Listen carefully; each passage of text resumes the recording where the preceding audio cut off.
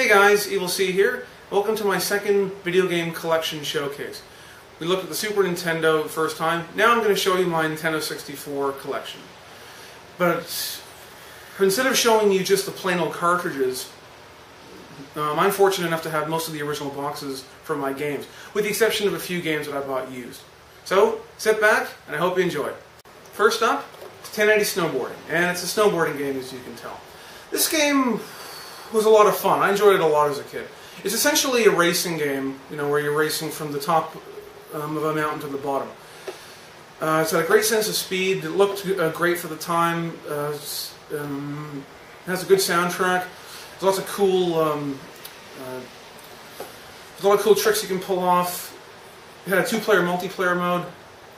The only thing I didn't like about this game is that there's not a lot of courses. There's only 6 regular courses, plus a half pipe and a long jump.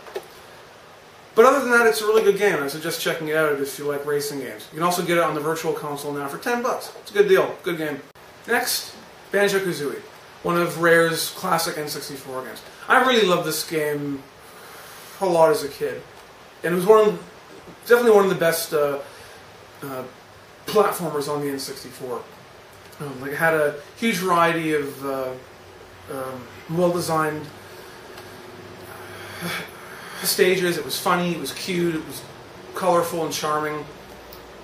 If you've never checked out Banjo-Kazooie before and you're a big fan of 3D platformers, I would suggest giving it a try. You can also find it now on Xbox Live Arcade. It was a good platformer in its day. Next is Blast Corps, another one of Rare's many Nintendo 64 games, although not nearly as well known as the other ones. I picked this up used a while ago, and I haven't quite finished it yet, but the basic idea of it is you control a little bulldozer, and you're trying to protect this truck that's carrying a nuclear missile, and you have to clear a path for this truck so it can get to the end of the level. There's not really too much else I can say because I haven't gotten that far into it, but it's actually pretty cool so far. It's one of those, little hidden gems. Next, it's Cruisin' USA. Who doesn't remember this game from the arcades in the early 90s? Now, I was a big fan of the arcade version of this game. I played it every chance I got when I went to the arcade. And I was really happy when they ported it to the N64. I know there's a lot of people who like to trash this game and say that it's garbage. But I'm not really one of those people.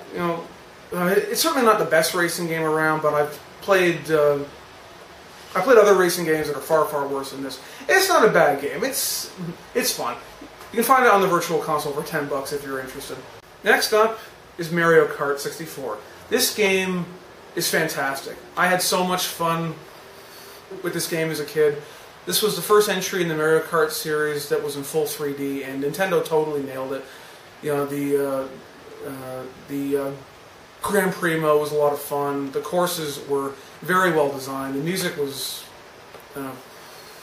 great, and the best part of this game was the multiplayer mode. The Super Nintendo only supported 2 players, but this game supported 4 players, and it was an absolute blast. Especially the battle mode, which we poured hundreds and hundreds of hours into that mode. Block 4 is still my favorite battle course from any Mario Kart game even to this day. This is on the Virtual Console as well, $10. It's one of the best $10 you could ever spend on a game. Check this out if you haven't, it's awesome. Next up, Diddy Kong Racing, another one of Rare's N64 classics. And a game that's very similar to Mario Kart 64. It's another kart racer, and a very good one at that. But it does a few things different to separate itself from Mario Kart. Like, for example, it has a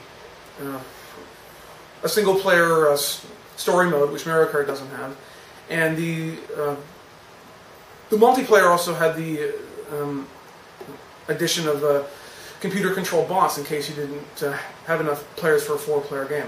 I would still say Mario Kart 64 is the better of the two, but this was still a very good, very fun kart racer. I'd say check it out if you haven't.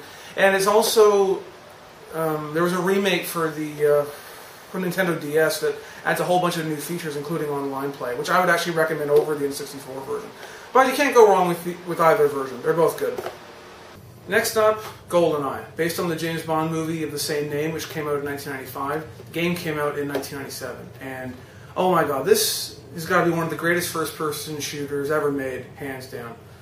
This game also proved that a first-person shooter could be done just as well on a home console as it could on a computer. The gameplay is by far the best part of this. It's incredible. This really makes you feel like James Bond. And it follows the movie incredibly well. It even includes a couple of extra stages that the movie doesn't elaborate on too much to really round it out. And it looked great for the time, had a great selection of weapons, and best part was got to be the multiplayer. Oh, that was so much fun. Poured hundreds of hours into this with friends, up to 4 players. It was an absolute blast. If you've never played this shooter before, you're missing out on something really special. Definitely give this a try if you haven't. It's one of the best games on the N64 and possibly one of the best games ever. Next, Harvest Moon 64. Now there's like 500 different versions of Harvest Moon by now, and if you've ever played one, it's essentially a life sim. You inherit an old rundown farm from a family member, and it's your job to build it back up into a functioning farm. You can plant fruits and vegetables and grow them. You can sell them. You can buy cows and chickens and sheep. You can milk the cows, shear the sheep, collect the chickens' eggs. You can make additions onto your house. You can get a greenhouse so you can grow exotic plants in the winter. You can go into town, mingle with the people. There's yearly events. Or you can even get the attention of one of the local village girls and you can get married and you can have a kid. This is the only Harvest Moon game I've played, but it's very peaceful. It's a very cute, charming game, and it is addictive. It's a good series, and this is definitely a good one. Now, if there's any first-person shooter I'd put above GoldenEye, it'd be this, Perfect Dark. This game is essentially GoldenEye on steroids. You play as secret agent Joanna Dark, and you have to unravel a series of corporate and government conspiracies involving aliens and corruption and whatnot. This is my favorite first-person shooter of all time. Everything GoldenEye did, this game just kicked it up a notch. It had absolutely incredible tech for the time. It looked better than GoldenEye. It sounded better. It was entirely voiced over too. The story. It had a great variety of very well designed stages. The same great gameplay from GoldenEye is entirely intact in this game.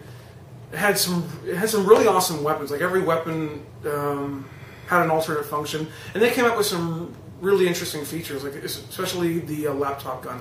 And the multiplayer was even better than GoldenEye's. You could program up to I think 8 or 10 artificial intelligence bots. In addition to having 4 players, you could tell the bots like to defend yourself or go attack a certain area, like a certain person, defend a certain area. It's an absolutely incredible game. And if you've never played it, I would highly suggest playing this. And I hear it's also coming to XBLA sometime in the near future, which sounds incredible. And and if you have a 360 and it does come, absolutely get it on there. This is one of the best first-person shooters ever, and my favorite one. Next, Pokemon Stadium. This game was really cool as a kid. It's basically a 3D Pokemon battle simulator that took the best elements of the Game Boy games, the battling, and put it on your TV. Now, it came in this really large box, as you can see, and that's because it shipped with this little accessory, the N64 transfer pad. Now, basically, you put your Game Boy game into this device, and you plug the whole thing into your controller, and you can upload your Pokemon from your Game Boy game into Pokemon Stadium. It was pretty much a novelty at the time. Like, it wasn't a full RPG like the Game Boy games were, but it was just so cool to see all your Pokemon that you've trained so hard and cared for, to take them off the Game Boy game, put them on your TV, and watch them battle in glorious 3D. You know, it just looked really cool. You know, like all of the graphical effects, which like now looks really dated. You know, and it also had a really cool collection of little mini games that were separate from the main game that me and my friends used to play all the time. And same can pretty much be said for the follow-up game, Pokemon Stadium 2. Did everything great that the first game did, but now it added support for Gold, Silver, and Crystal. And it also had a new collection of little mini-games, which were also really fun. If you were a big Pokemon fan back in the day like I was, you likely had one or both of these games. These were great games, a lot of fun.